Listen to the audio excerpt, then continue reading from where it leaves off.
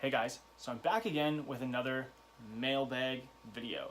Got lots of questions on Twitter and Instagram and in YouTube comments, and I really appreciate everyone reaching out and asking those questions because personally I'm a passionate learner, and anytime I can go out and search knowledge and ask experts in all kinds of different fields, I like doing it, and I appreciate people who answer my questions. So I always try my absolute best to answer questions when people ask them. So I'm going to get right to it, and the first question I got was, what does tipping really do for a golf shaft? And it's really, as a fitter and as a club builder, the goal is to just fine tune the flex for the player. And I'm going to basically specifically talk about a driver, and that is you have to factor in a couple things: the amount of parallel tip section that's available on said shaft.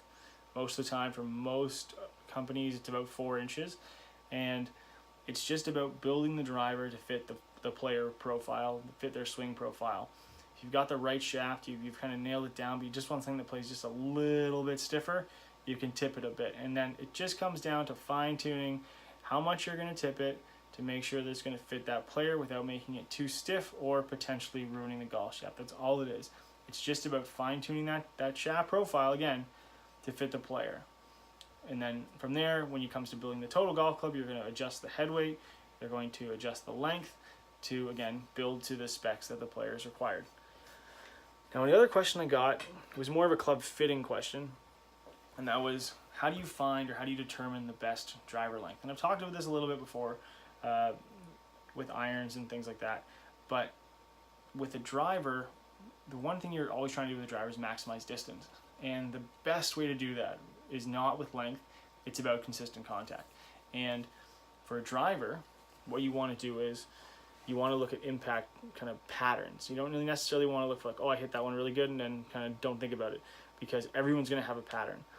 Most players who will come over the top are going to miss low heel or high on the toe. Sometimes we'll catch it right in the middle. But in general, the most amateurs are going to miss low heel because of kind of a lot of things that go on with this swing. I'm not going to get into that. But this is the general kind of impact miss. Now, there's a lot of reasons for this, but mostly, and a lot of times, it really comes down to driver length. And if you can shorten up the driver, you're going to pull impact more center. The more you hit it in the center, the more consistent you're going to be, and the further it's going to go, because you're transferring more energy, because the center of mass behind impact as it's moving forward is going to create more ball speed. You're going to get more ball speed hitting it off the center than you will hitting it anywhere else in the club face. Now, a more forgiving driver is obviously going to retain more ball speed when you miss it, but regardless of the driver, you're going to get maximum ball speed right off the middle. So it's about fine-tuning where that impact is going to be most often.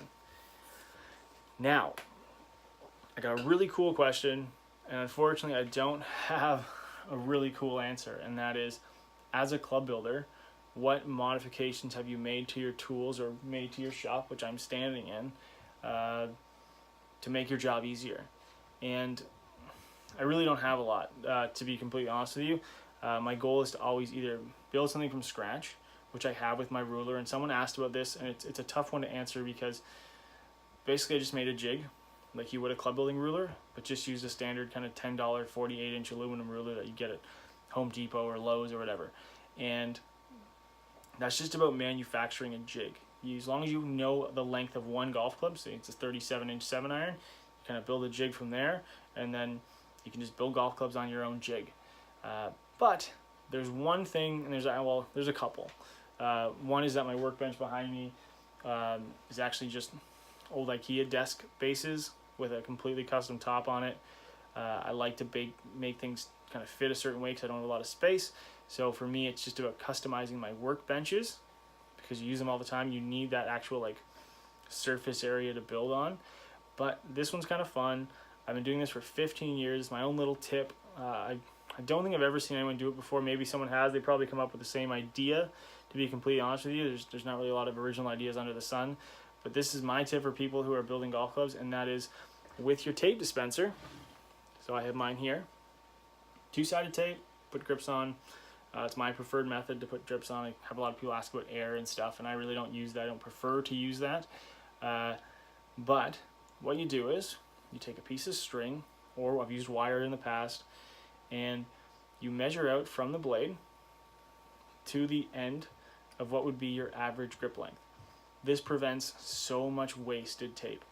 And also, because it's very common for a lot of players, is to ask for extra wraps underneath the bottom hand. Well, how do you know you're going to get that consistent every single time? Well, what I've done is, just like I have a knot at the bottom, I have a knot in the middle.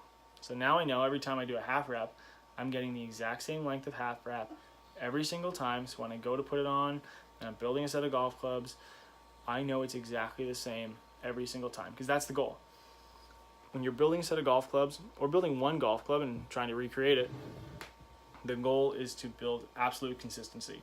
So this little trick on a grip tape dispenser, I don't do anything else except add a little piece of string, and it's that easy. So every single time I go to build, I know how many half wraps I need. I know exactly the length that it's going to be for every single golf club, and then I know typically from that little mark there and on how much length I need for tape. So I really appreciate the questions. Thanks so much for asking them. If you have more like it, use the comment section or reach out on Twitter, and I'll be happy to answer them. Thanks so much for watching.